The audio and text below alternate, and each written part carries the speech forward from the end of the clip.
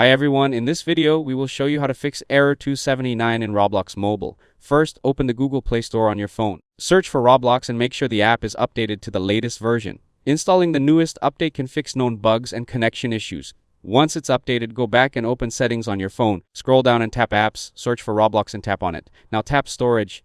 Here, tap clear cache to remove temporary files that may be causing the error. Next, check your internet connection. Make sure you're connected to a stable Wi-Fi or mobile data network. Now turn airplane mode on for about 10 seconds.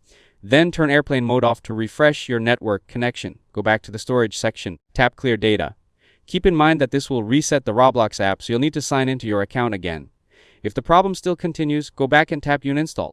Confirm the uninstall and wait for the process to finish. Now open the Google Play Store again. Search for Roblox and install the latest version. Once the installation is complete, open Roblox and sign into your account. Finally, if you still see error 279, check whether Roblox servers are temporarily down or under maintenance.